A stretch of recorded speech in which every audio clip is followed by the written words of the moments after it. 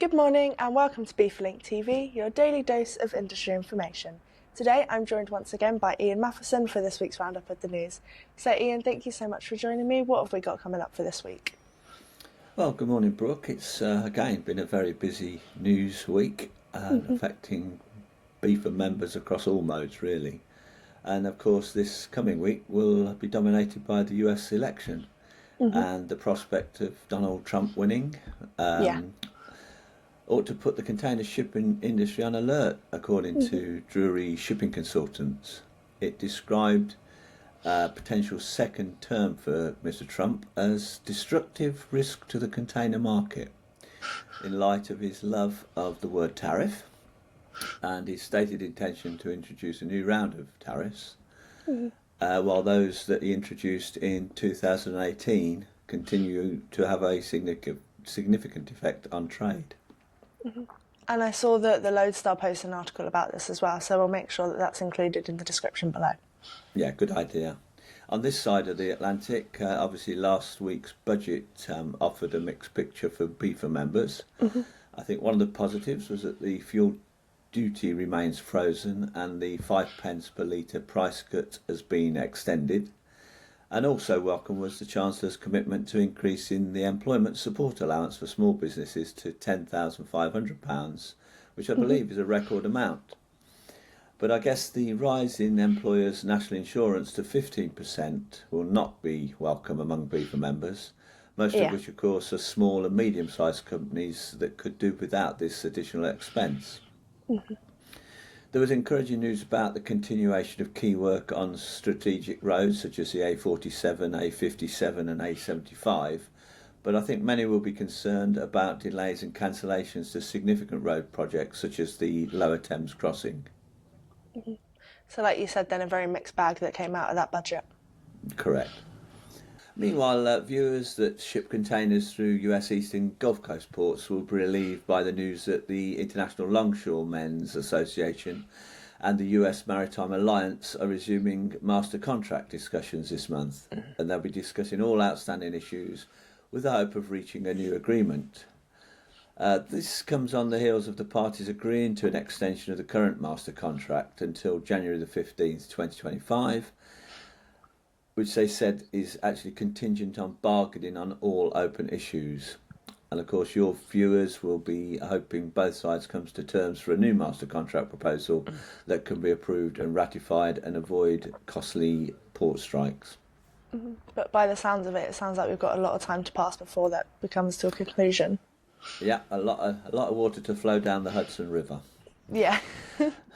Indeed, I've also seen reports in various publications that many businesses are planning for their spring merchandise to arrive early in case no agreement is reached before the 15th of January, with all the consequences that might bring by moving product much earlier than in previous years.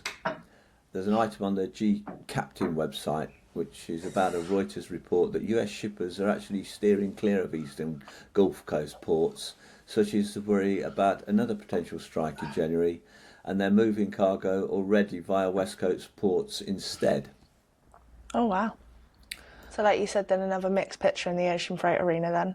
At this time last year, many container shipping analysts were talking in apocalyptic terms about the market. And I think this year a similar narrative seems to be emerging. Well, you believe that anyway if you verdict of an article on the Sea Trade Maritime News website. The author writes that, as with last year, market fundamentals point to a major collapse in freight rates as the equilibrium in the supply and demand equation is tilted firmly in favour of shippers. It adds that forecasts of doom do come with the proviso that no unexpected and calamitous events disrupt the market again. The full article, which is well worth reading, can be seen in the panel below. So it really does sound like a mixed picture then, doesn't it? Yeah, it's very uncertain, I think. I know that BIFA doesn't normally publicise the activities of its members, but I've decided to make an exemption today, having spotted a couple of excellent articles on Metro Shipping's website summarising the current state of international air and ocean freight markets. The latter forecasts that the global sea freight market is set for another turbulent year in 2025, with rates likely to remain high despite anticipated softening in some lanes.